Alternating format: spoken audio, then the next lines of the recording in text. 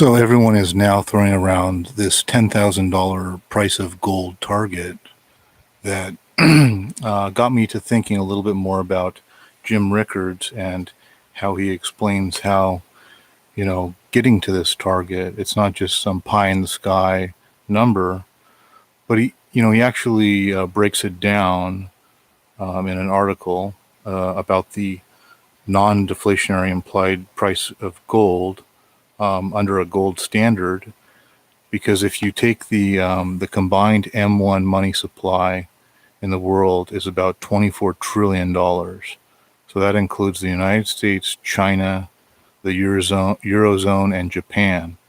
These four entities combine for over 70% of global GDP. I think U.S. alone is, way up there, making up the majority.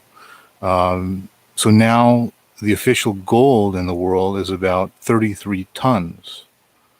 So that's not counting private gold, because private gold is not part of the money supply.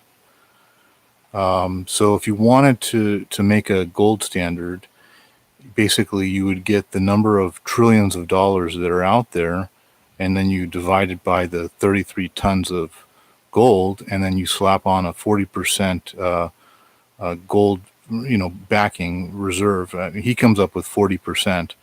But so if you actually crunch the numbers, we're seeing this breakout at 1,500. Many of these pundits believe 10,000 is not out of the picture. If you consider the M1 money supply, the $24 trillion, and the 33 tons of gold. My question is, what would silver be if that was the case? I mean, silver, if you were to put, say, a 30 to 1 or say 20 to 1 gold to silver ratio, you're still looking at, $500 silver. Eventually, I mean, if you're young and you have a lot of time on your hands, you're going to live decades and decades, and you're going to see this play out. But so in analyzing Jim Rickards' article, he basically says that historically central banks, in the 19th century, for example, the Bank of England only had 20% gold backing. So the U.S. had a 40% gold backing.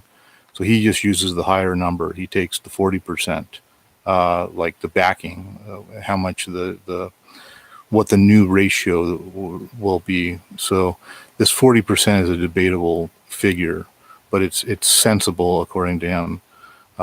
So if you get back to the 40% of the $24 trillion money supply, if you break it down, it's 9,000 an ounce, but he just rounds it up to 10,000, because that's where it will be in the next few years, or as they keep printing money. The central banks have a lot more money to print. This time, this issue comes to a head. So by the time the printing presses stop running around the world, that 9,000 number will likely be in the range of 10,000. I would argue it could even be much higher than that, but these are just minimum numbers. So that's the basis of the 10,000, and that's why everyone's talking about $10,000 gold. It's not a pie in the sky number. It's just a calculation back of the napkin, according to the supply of gold. And so if gold is not money, Rickards goes on to write, if gold is not part of the monetary system, if gold is just a commodity that people trade, then his analysis wouldn't apply. But he believes gold is money, and it always has been for the last 5,000 years. Gold has always been able to been at the base of the international monetary system. So if gold was irrelevant, why does the U.S. still have 8,000 tons? Why does the IMF have 3,000 tons? Why does Germany have 3,000 tons? Why has Russia tripled the gold supply in the last 10 years? Why has China more than tripled its supply in the last 10 years? They are all hoarding gold because it does have a role in the monetary system. Or these monetary elites would not talk about it, and they wouldn't buy it.